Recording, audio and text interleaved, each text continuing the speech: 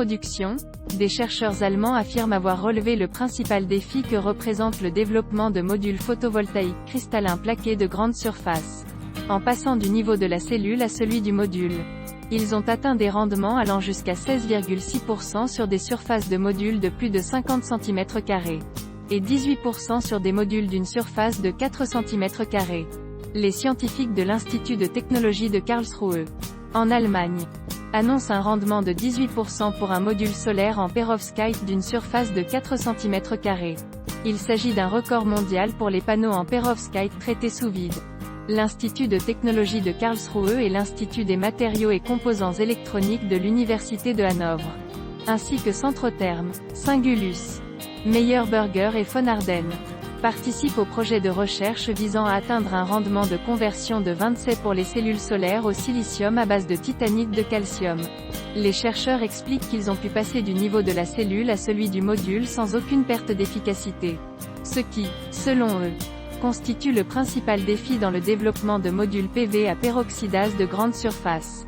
Les cellules perovskites sont connectées en série pour former des modules solaires de grande surface à l'aide de tandems monolithiques. Les lignes structurelles sont introduites pendant le dépôt des couches individuelles de la cellule, qui sont déposées par un procédé sous vide.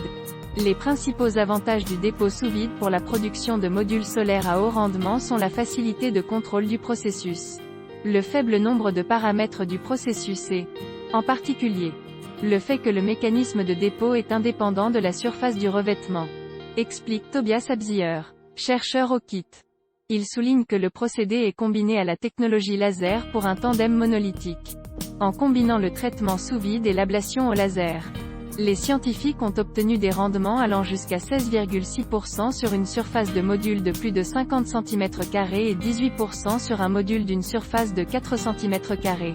Le chercheur David Ritzer a déclaré, malgré la multiplication par plus de 500 de la surface du dispositif, une faible perte d'efficacité a été observée.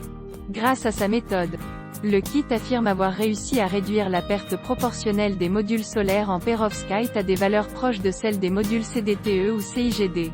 À l'avenir, les chercheurs s'efforceront d'optimiser les empilements de couches de cellules solaires et de réduire davantage les zones mortes.